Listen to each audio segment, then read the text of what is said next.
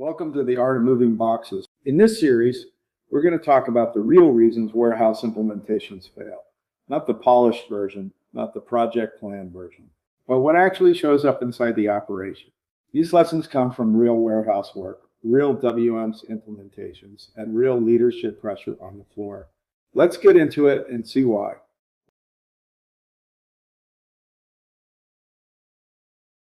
A lot of organizations approach user acceptance testing as a technology exercise. The IT team builds the test scripts. The consultants execute the transactions. The project team tracks completion percentages.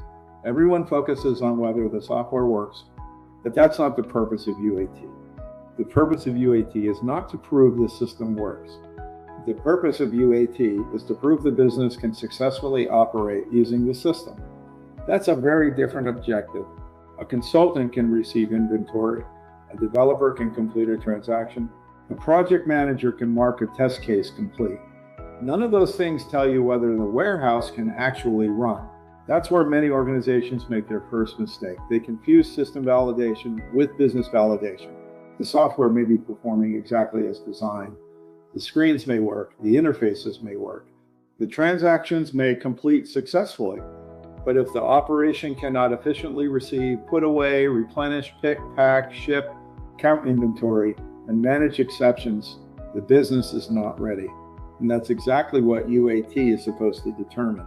The question should never be, did the system work? The question should be, can we run the business? Unfortunately, many organizations never ask that question. Instead, they focus on completing scripts and reporting progress. The project dashboard turns green. The status meetings sound positive. The test completion percentages look impressive. But the warehouse doesn't care about percentages. The warehouse cares about whether the operation can function on Monday morning after go live. The warehouse is where theory becomes reality. And reality has a way of exposing weaknesses very quickly. One reason this happens is because organizations often put the wrong people in charge of acceptance. They assume that because the project team understands the system, they should decide whether the business is ready. That's backwards. The people who should ultimately decide whether the business is ready are the people who have to operate it every day. Operations managers, supervisors, inventory control leaders, receiving leads, shipping leads, front office and corporate partners, the people who understand how work actually gets done. Because those are the people who recognize problems that may never appear in a project status report. I've seen situations where every test script passed, but the operation immediately struggled after go live. Not because the software failed, because nobody asked whether the process made sense in the real world. The transaction worked, the operation didn't. Those are two completely different things. Another common problem is that organizations spend too much time testing the happy path. Everything is perfect. The inventory is accurate. The labels scanned correctly. The quantities match. The orders are clean. The transactions complete exactly as expected. That's not reality. Real warehouses are messy. Real warehouses deal with damaged inventory, missing labels, incorrect quantities, short shipments, inventory discrepancies, process deviations, unexpected exceptions. Those situations create the real operational challenges. If your UAT only tests perfect conditions, you're not testing reality. You're testing a presentation. One of the questions I always encourage organizations to ask during UAT is simple: what happens when something goes wrong? Because something will go wrong. It always does. The question is whether the organization has prepared for it. The strongest UAT programs spend significant time testing exceptions, not because they expect failure, because they expect reality. And reality always includes exceptions. Another warning sign is when UAT becomes an IT-driven exercise.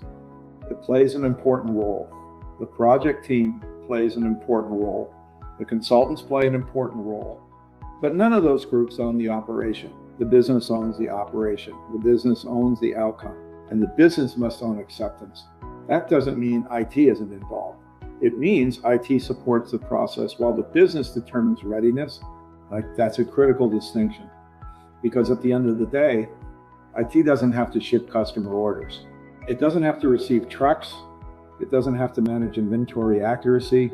Operations does.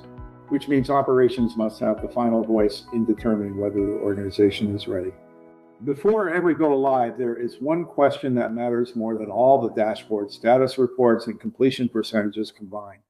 Not whether the software is ready, not whether the consultants are ready, not whether the project plan is complete. The question is this: does the business believe it can successfully operate using this system tomorrow? If the answer is yes, you've probably done your job. If the answer is uncertain, there's more work to do. Because successful implementations are not measured by completed test scripts, they're measured by operational readiness. And that's why user acceptance testing belongs to the business, not IT. I'm James Golden. This is the art of moving boxes. Remember, technology matters, but successful implementations are really about leadership, discipline, and execution. Subscribe to the Art of Moving Boxes for real-world warehouse, WMS, and supply chain lessons that actually show up on the floor. Thank you for watching. If you found this content useful, interesting, or engaging, please subscribe to the Art of Moving Boxes YouTube channel below.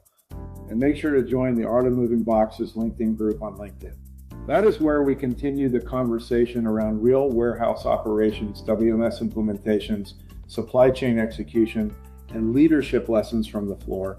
Thanks again for watching. Subscribe below, join us on LinkedIn, and I'll see you in the next video.